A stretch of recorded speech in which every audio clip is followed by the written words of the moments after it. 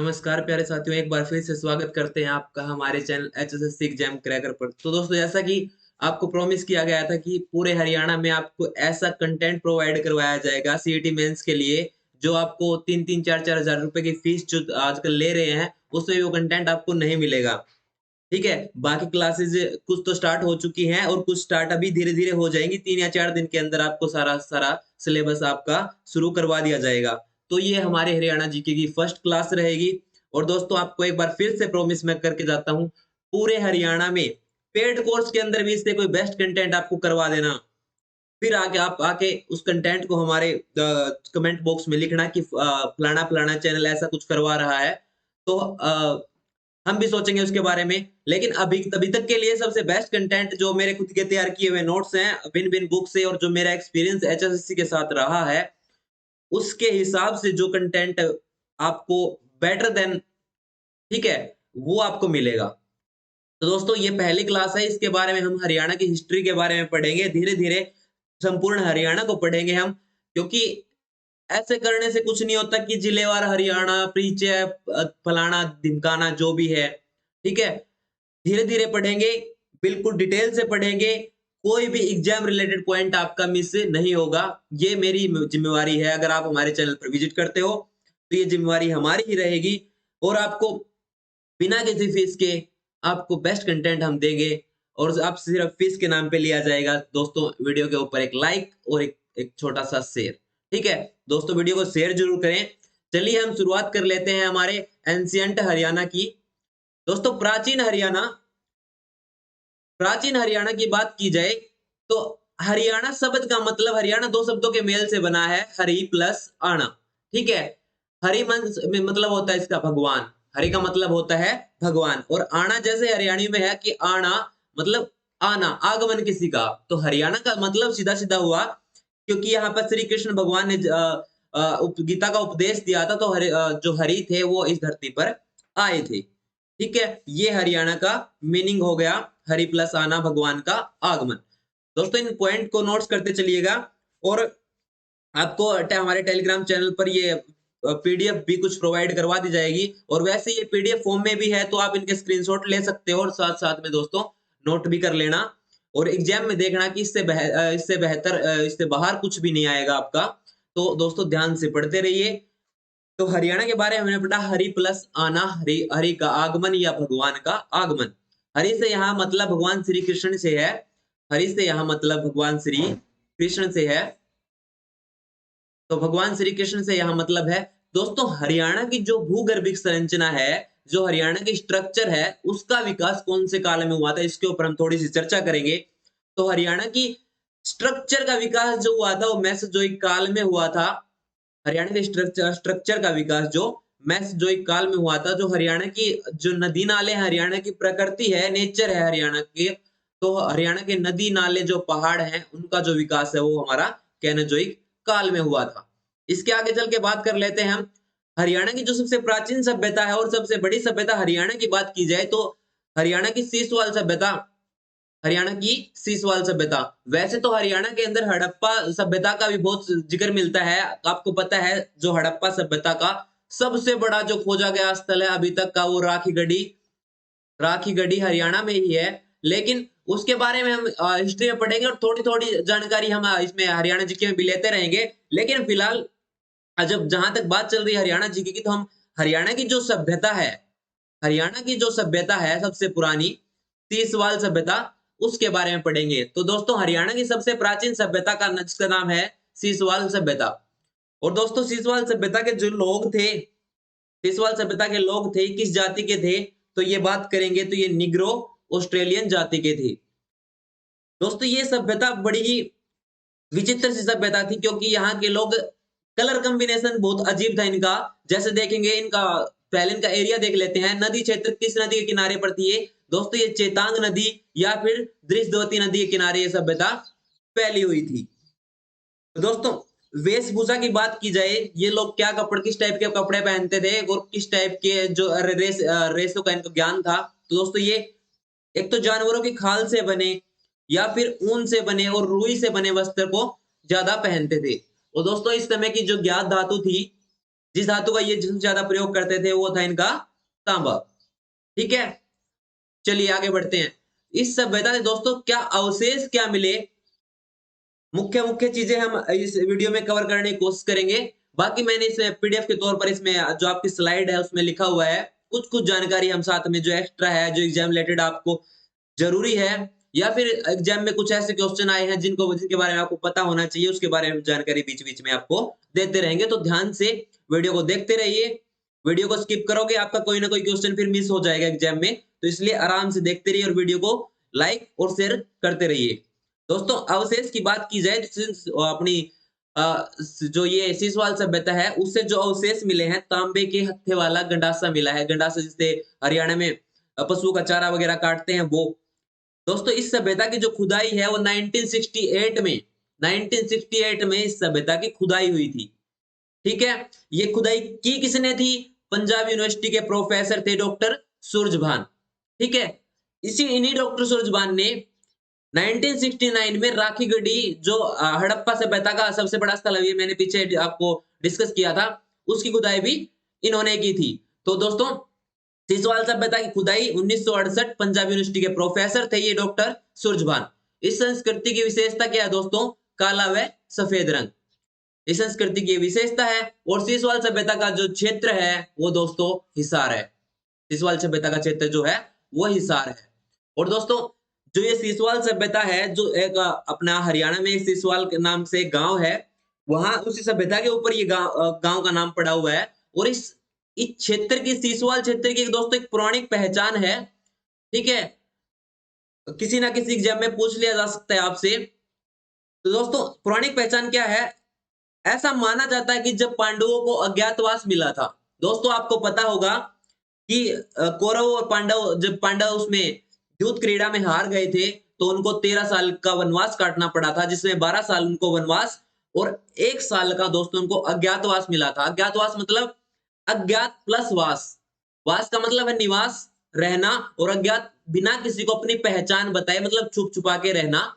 1 साल उनको ऐसे रहना कि किसी को पता नहीं चले कि ये पांडव हैं, ऐसा अज्ञातवास होता है। ठीक है, तो जो दोस्तों जो 13वां साल चल रहा था, पांडवों का अज्ञातवास था दोस्तों, ऐसा माना जाता वो यहाँ पर आए थे सीसवाल में और यहाँ पर उन्होंने शिवलिंग की स्थापना की थी। और दोस्तों आप गूगल सर्च करोगे या जो हरियाणा के निवासी हैं, हिसार के आसपास के हैं, उनको पता भी होगा ये जो शिवलिंग बनाया था वो जगह आज भी सीसवाल धाम के नाम से प्रसिद्ध है। और ऐसा माना जाता है जो भी उस पर जाकर अपनी मनोकामना मांगता है तो उसकी मनोकामना जरूर पूर्ण होती है। तो एग्जाम के लिए, एग्जाम अटेम्प्ट करने के बाद अगर आपके अच्छे नंबर आए तो कृपया वहां जाइए।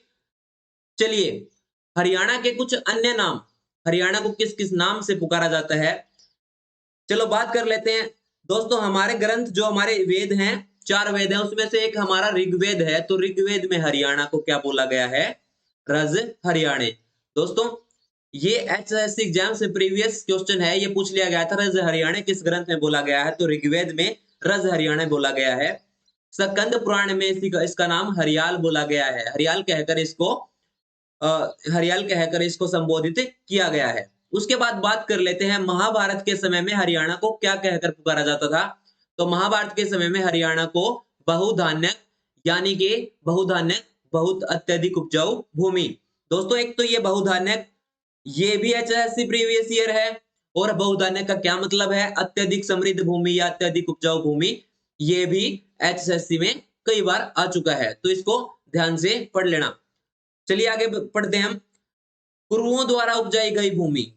दोस्तों पांडवों के जो पूर्वज थे उनमें एक राजा कुरु हुए, राजा कुरु, जिसके जो कुरु का जो क्षेत्र था जहां पर उनका शासन था, उससे वही एरिया कुरुक्षेत्र, कुरु का क्षेत्र, कुरु शासित क्षेत्र, उसी को आज के दिन कुरुक्षेत्र नाम से पुकारा जाता है। तो दोस्तों जो कौरवों द्वारा उपजाई गई भूमि थी उसको क्या नाम दिया गया? आदि प्रभा। जो कौरवों ने जिस भूमि पर खेती की थी उस भूमि का नाम आदि प्रभा। और दोस्तों दक्षिणी हरियाणा को ये लोग कुरु जांगल के नाम से पुकारते थे। उसके बाद हम आगे चलते हैं। आपको पता है, आपने जब हिस्ट्री पढ़ी होगी तो हर्षवर्धन के बारे में पढ़ा होगा। हर्षवर्धन पुलकेशिन द्वितीय का युद्ध भी हुआ था, उसके बारे में आपने जरूर पढ़ा होगा। तो जो हर्षवर्धन थे उनके एक दरबारी कवि हुआ करते थे बाण भट्ट, जिन्होंने हर्षवर्धन की जीवनी के ऊपर एक पुस्तक लिखी थी, हरचरित्र। तो बाण भट्ट की हरचरित्र में हरियाणा को जो नाम दिया गया है, हरियाणा को श्रीकंठ जनपद कहकर संबोधित किया गया है। और दोस्तों अकेले जो स्पेसिफिक कुरुक्षेत्र को भी इन्होंने अपनी पुस्तक में श्रीकंठ जनपद ही कहा है। चलिए आगे बढ़ते हैं। HR. Gupta, doctor HR. Gupta ने हरियाणा को आर्यना कहा है। Doctor HR. गुप्ता ने हरियाणा को आर्यना कहा है, जिसका सीधा सीधा मतलब है आर्यों का घर।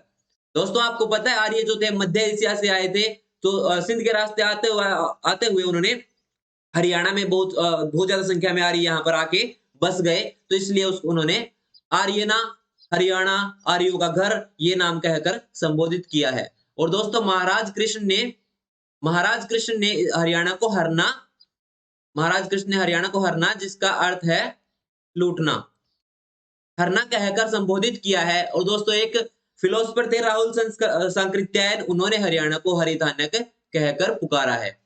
चलिए आगे बढ़ लेते हैं। एक बार मैं नाम को फिर से रिपीट कराता हूँ जल्दी जल्दी। ऋग्वेद में हरियाणा को रज हरियाणे, सकंद पुराण में हरियाल, महाभारत के समय हरियाणा का नाम बहुधान्यक, जिसका सीधा सीधा मतलब अत्यधिक उपजाऊ भूमि से है। पूर्वों ने जिस भूमि पर खेती की थी उसका नाम आदि प्रभा है। और दक्षिणी हरियाणा को ये लोग कुरु जंगल कहकर पुकारते थे। बाण भट्ट के हरचरित्र में हरियाणा को श्रीकंठ जनपद कहकर पुकारा है, और कुरुक्षेत्र को भी श्रीकंठ जनपद ही कहा जाता है। एच.आर. गुप्ता ने हरियाणा को आर्यना मतलब आर्यों का घर, महाराज कृष्ण ने इसको हरना या फिर लूटना, राहुल सांकृत्यायन ने इसको हरिधान्यक कहा है। चलिए आगे बढ़ते हैं। दोस्तों सेकंड जो हरियाणा की जो प्रोसेस आती है वो कहां से आती है, ये महाभारत काल से। महाभारत को आपको पता है दोस्तों, कौरवों और पांडवों के बीच में जब राजा के पद के लिए, शासन के लिए, क्षेत्र के लिए जो लड़ाई चली थी, उसके उस युद्ध को हम महाभारत युद्ध के नाम से जानते हैं दोस्तों। और कहा जाता है ये युद्ध जो था वो धर्म और अधर्म की लड़ाई था, धर्म और अधर्म की लड़ाई था। दोस्तों सर्वाधिक जो मानक समय है ना हरियाणा जो महाभारत का, कि महाभारत का युद्ध कब हुआ, तो ऐसा माना जाता है कि लगभग 900 ईस्वी पूर्व ये महाभारत का युद्ध हुआ था। उसके बाद बात कर लेते हैं ये युद्ध किस किस के बीच था। तो ये युद्ध जो था वो कौरव सेना और पांडव सेना के बीच था। ठीक है, कौरव सेना और पांडव सेना के बीच ये युद्ध था। और दोस्तों कौरवों की ओर से कौन कौन लड़ा था दोस्तों, कौरव सेना एक तो अपनी उनकी जो सेना थी कौरव सेना प्लस नारायणी सेना, ठीक है, प्लस नारायणी सेना, ये दोनों एक साइड थे, और पांडव और श्री कृष्ण एक साइड थे। दोस्तों इसके बारे में मैं आपको एक स्टोरी बताता हूँ। जो भगवान श्री कृष्ण थे वो दोनों पक्षों के लिए बिल्कुल एक जैसे थे, लेकिन जो कौरव थे वो अधर्म के तरफ से लड़ रहा था। जो अर्जुन या जो पांडव थे वो धर्म की तरफ से लड़ रहे थे। तो जो कौरव थे दुर्योधन, वो हेल्प लेने के लिए श्री कृष्ण के पास जाते हैं, और वो जाकर क्या देखते हैं कि श्री कृष्ण अपने कक्ष में विश्राम कर रहे थे, और वो जाकर उनके सिर की साइड पीछे सोफे पर बैठ जाते हैं। ठीक है, उसके बाद लेट सही बाद में अर्जुन वहां पर आते हैं, वो और उनके पैरों की तरफ उन्हीं के बिस्तर पर बैठ जाते हैं। ठीक है, जैसे ही श्री कृष्ण की आंखें खुलती हैं, दोनों के दोनों आए तो हेल्प के लिए थे। ठीक है, जैसे श्री कृष्ण की आंखें खुलती हैं सबसे पहले अर्जुन को देखते हैं, क्योंकि जो दुर्योधन थे वो उनके पीछे बैठे हुए थे सर के पास, तो उनको वो नहीं दिखे। तो उन्होंने उनको प्रणाम किया। उसके बाद दुर्योधन ने प्रणाम किया, तो उन्होंने बोला हाँ भाई किस लिए आए हो आप, दोनों से पूछा। तो उन्होंने बताया कि हम आपसे सहायता लेने के लिए आए हैं, जैसा कि आपको पता है कि अभी युद्ध होने वाला है दोनों पक्षों के बीच, तो आप अपनी नारायणी सेना और आपका खुद का समर्थन हमें दे दीजिए। ठीक है, ये नारायणी सेना भगवान श्री कृष्ण की सेना थी। ठीक है, जिसमें लाखों सिपाही और लाखों योद्धा सम्मिलित थे। तो दोस्तों भगवान श्री कृष्ण ने निर्णय लिया कि वो अर्जुन की सहायता करेंगे, लेकिन पीछे से दुर्योधन बोले कि इनसे पहले तो सहायता के लिए मैं आया हूं, तो आप मेरे साथ पक्षपात नहीं कर सकते। तो श्री कृष्ण ने कहा, तो भगवान श्री कृष्ण ने कहा कि मैंने सबसे पहले देखा अर्जुन को, भले ही तुम पहले आए हो तो मैं सहायता करूंगा अर्जुन की। ठीक है, और पक्षपात के नाते अगर ऐसी बात की जाए तो मैं ये अधर्म नहीं कर सकता। मैं तुमको भी एक मौका देता हूं कि तुमको मैं चाहिए मैं चाहिए या फिर मेरी नारायणी सेना चाहिए, ये करने का फैसला मैं तुम पर छोड़ता हूं। और दोस्तों इस युद्ध में भगवान श्री कृष्ण ने जो महाभारत का युद्ध जो युद्ध था, महाभारत का जो युद्ध था, भगवान श्री कृष्ण ने हथियार न उठाने की कसम खाई थी। तो दोस्तों दुर्योधन ने सोचा, उस समय दुर्योधन की बुद्धि जो थी वो भ्रष्ट हो गई। दुर्योधन ने सोचा कि भगवान श्री कृष्ण तो हाथ में अस्त्र उठाएंगे ही नहीं, अस्त्र न शस्त्र उन्होंने युद्ध ना करने का निर्णय लिया है, तो उन्होंने उनसे उनकी नारायणी सेना मांग ली और यहीं पर दुर्योधन की सबसे बड़ी गलती हो गई। और दोस्तों अर्जुन ने मांग लिया भगवान श्री कृष्ण को। चलिए आगे बात कर लेते हैं दोस्तों। कौरवों के साथ नारायणी सेना लड़ी। कौरव और नारायणी सेना एक एक पक्ष के हो गए और पांडवों के साथ भगवान श्री कृष्ण आ गए। दोस्तों ये युद्ध कहां पर हुआ? युद्ध का क्षेत्र था कुरुक्षेत्र, हरियाणा। ठीक है दोस्तों, आगे बात कर लेते हैं कितने दिन युद्ध चला था ये? तो महाभारत का युद्ध 18 दिन चला था। इन्हीं 18 दिन युद्धों के चलते महाभारत में पर्व भी कितने बताए गए हैं? महाभारत में 18 पर्व बताए गए हैं। और दोस्तों जो मूल महाभारत थी उसमें 8800 श्लोक हैं। ठीक है, अभी तो बहुत सारे आचार्य आए जिन्होंने इसमें फेरबदल करते गए और अभी श्लोकों की संख्या काफी बढ़ चुकी है, लेकिन जो मूल मूल महाभारत थी उसमें सिर्फ 88 श्लोक ही थे। आगे बात कर लेते हैं महाभारत का मूल नाम क्या था? तो महाभारत का मूल नाम जय संहिता था। चलिए आगे हम पढ़ेंगे महाभारत के कुछ महत्वपूर्ण स्थल जो हरियाणा में है उनके बारे में पढ़ेंगे। दोस्तों ज्योतिसर सरोवर, ज्योतिसर सरोवर। दोस्तों ऐसा माना जाता है कि ज्योतिसर सरोवर, ये जो कुरुक्षेत्र में इसकी लोकेशन है, ज्योतिष सरोवर इसी पेड़ के नीचे, मतलब ज्योतिषर सरोवर में एक बरगद का पेड़ है और इसी पेड़ के नीचे भगवान श्री कृष्ण ने अर्जुन को गीता का उपदेश दिया था। और उस समय आपने महाभारत भी देखी होगी, जब ये गीता का उपदेश दे रहे थे समय का चक्कर बिल्कुल रुक गया था। दोस्तों आगे बात कर लेते हैं अभिमन्युपुर। दोस्तों कुरुक्षेत्र की ही लोकेशन में अभिमन्युपुर नाम की एक जगह है जिसका प्राचीन नाम अमीन है।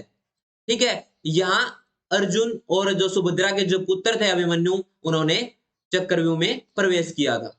दोस्तों भगवान श्री कृष्ण अर्जुन को पार्थ कहकर पुकारते थे। ये भी एचएसएससी एग्जाम में पूछ लिया गया था एक बार। अर्जुन को क्या कहकर पुकारते थे? तो पार्थ कहकर पुकारते थे। और भगवान श्री कृष्ण का एक अन्य नाम जो बताया गया था, वो भगवान श्री कृष्ण का एक अन्य नाम, तो वो मधुसूदन बताया गया था। ठीक है, तो भगवान श्री कृष्ण की जो बहन थी सुभद्रा, उनकी शादी अर्जुन के साथ कर दी जाती है और अर्जुन और सुभद्रा से एक पुत्र पैदा होते हैं, बहुत ही बलशाली पुत्र अभिमन्यु। ठीक है, ऐसा माना जाता है कि एक बार जो चक्रव्यूह था उसको तोड़ने का, सिर्फ चक्रव्यूह में प्रवेश करने का और उसको तोड़ने का पता सिर्फ अर्जुन को ही था। ठीक है, जो मैं ये बातें बता रहा हूं इनमें से क्वेश्चन उठेंगे, ध्यान से सुनना, अच्छे से नोट्स बनाना।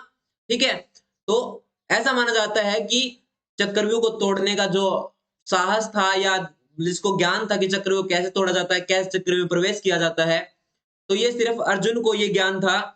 ये जब उसकी पत्नी थी जो सुभद्रा, उन्होंने पूछा, उस समय जो अभिमन्यु थे वो उनके गर्भ में थे, तो उन्होंने पूछा कि चक्रव्यूह को कैसे तोड़ा जाता है, तो अर्जुन उनको स्टोरी सुना रहे थे कि ऐसे ऐसे चक्रव्यूह टूटेगा। लेकिन जैसे ही वो चक्रव्यूह के बारे में ज्ञान दे रहे थे, वैसे ही सुभद्रा को नींद आ जाती है और इतनी स्टोरी ही वो सुन पाती है कि चक्रव्यूह में प्रवेश कैसे करना है। और ये उनके गर्भ में पल रहे जो अभिमन्यु थे, उन्होंने स्टोरी सुनी और उन्हें इतना ही ज्ञान हुआ, उसके बाद उसकी मां को सुभद्रा को नींद आ गई। और जब महाभारत के समय ये चक्रव्यूह रचा गया तो उसमें अभिमन्यु प्रवेश कर गए, क्योंकि उन्हें अपने पिता को अपनी माता से कहते सुना था कि चक्रव्यूह में प्रवेश कैसे करना है, लेकिन उन्हें चक्रव्यूह से बाहर निकलने का नहीं पता था। ठीक है दोस्तों, उसके बाद बात कर लेते हैं ब्रह्म सरोवर। दोस्तों इसके बारे में एचएससी में क्वेश्चन आया था कि चारों तरफ से पक्की ईंटों का बना सरोवर कौन सा है? दोस्तों यही ब्रह्म सरोवर है। और ऐसा माना जाता है कि इसका जो पानी है वो महाभारत काल से लेकर अब तक नहीं सूखा है। महाभारत काल से लेकर अब तक इसका पानी बिल्कुल भी नहीं सूखा है।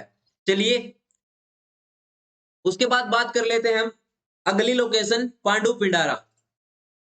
ठीक है, पांडु पिंडारा ये जींद में रहेगा दोस्तों। इसका डिस्ट्रिक्ट क्या रहेगा? जींद। दोस्तों इसके बारे में मान्यता है कि यहाँ पांडवों ने अपने पूर्वजों का पिंडदान किया था। ठीक है, जब वो वनवास जब वो वनवास काट कर वापस युद्ध लड़के जहां वहां आए थे, तो इसी तीर्थ स्थल पर पांडवों ने अपने पूर्वजों का पिंडदान किया था, तभी से इसका नाम पांडु, और पिंडदान करने के कारण पिंडारा, पांडु पिंडारा पड़ गया। ठीक है, और आप जाकर देखोगे कि ये जींद में है, जींद के पास एक बहुत बड़ा तीर्थ स्थल है, जहां अमावस के दिन, ठीक है दोस्तों, कौन सी, एक ये क्वेश्चन भी आया था कि पांडु पिंडारा में मेला कब लगता है दोस्तों, सोमवती, सोमवती अमावस्या के दिन यहाँ बहुत बड़ा मेला लगता है। ठीक है, अ, अपने पूर्वजों को याद किया जाता है। सोमवार की जो, तो दोस्तों सोमवती अमावस मतलब जो सोमवार को जो अमावस आती है, उस दिन यहाँ पर बहुत बड़ी संख्या में यहाँ पर जो शरणार्थी हैं वो आते हैं, और यहाँ बहुत बड़ा मेला लगता है। और दोस्तों अगली लोकेशन की बात की जाए तो अगली लोकेशन है हमारी कर्ण लेक या फिर कर्ण झील। दोस्तों इसके बारे में बहुत इंटरेस्टिंग स्टोरी फेमस है। अगर ये स्टोरी ना हुई होती तो शायद जो पांडव थे वो कभी युद्ध नहीं जीत पाते। इसके बारे में भी हम चर्चा करेंगे। एक बार ये देख लेते हैं ये कहां पर है। दोस्तों कर्ण झील जो है वो करनाल में है। कर्ण झील जो है वो करनाल में है। और जो ये सूर्यपुत्र थे, जो कर्ण, सूर्यपुत्र जो कर्ण थे, उन्हीं के नाम पर इस झील का नाम कर्ण झील पड़ गया। दोस्तों जैसा कि आपको पता होगा कि पांडवों की संख्या 5 थी, पांडव 5 भाई थे, लेकिन जो पांडवों की माता जो कुंती थी, पांडवों की माता जो कुंती थी, उन्होंने अपने विवाह से पहले भगवान सूर्यदेव की जो तपस्या की थी, तो इस तपस्या से प्रसन्न होकर जैसे ही सूर्यदेव ने उनको वरदान देना चाहा, तो उन्होंने एक उनके जैसा ही, सूर्य के जैसा ही एक तेज और प्रतापी पुत्र की कामना की, और भगवान सूर्यदेव ने पूरी बात सुनी है, उनको वरदान दे दिया। दोस्तों शादी से पहले ही ये गर्भवती हो गई, और समाज के डर से कि समाज इनके बारे में क्या सोचेगा, जैसे ही उनको पुत्र की प्राप्ति हुई, उन्होंने इसको गंगा में गंगा में एक छबड़े में डालकर छोड़ दिया। ठीक है, इसलिए इनको गंगा पुत्र कर्ण भी कहा जाता है। ठीक है, और ये जो कर्ण को छोड़ा गया था, इनको फिर इनके एक पिता थे राधा। ठीक है, उनका नाम था राधा। उनको ये जो कि सूत बोलते हैं दोस्तों, जो घोड़ों को खींचने वाले जो सारथी होते हैं उनको सूत बोलते हैं। ठीक है, तो उनको ये मिले, उन्होंने इनका पालन पोषण किया, तो तभी से ये कर्ण का नाम राधे हो गया। सूत पुत्र कर्ण, सूर्य पुत्र कर्ण, इन तीनों की आपको पता चल गया। तो दोस्तों भगवान सूर्यदेव ने जिनको वरदान दिया था, उसके साथ साथ इनको जैसे ये पैदा हुए थे, इनके कवच, इनकी पूरी बॉडी पर कवच था, जिसके ऊपर ना कोई अस्त्र, ना किसी टाइप का कोई शस्त्र अटैक कर सकता था, इनको कोई भी हानि नहीं पहुंचा सकता था। तो दोस्तों और इनके कुंडल, ये दोस्तों भगवान इंद्र ने धोखे से इनके कवच और कुंडल छीन लिए, क्योंकि ऐसा माना जाता है कि जो कर्ण थे वो बहुत ही दानवीर थे। सुबह सुबह जैसे ही वो नहाकर सूर्यदेव की उपासना करके नदी से बाहर निकलते थे, तो कुछ ना कुछ दान जरूर करते थे। तो दोस्तों एक बारी जो कर्ण झील है, जो कर्ण झील है, यहाँ से नहाकर वो जब सुबह स्नान करके निकल रहे थे, तो भगवान इंद्रदेव प्रकट हुए।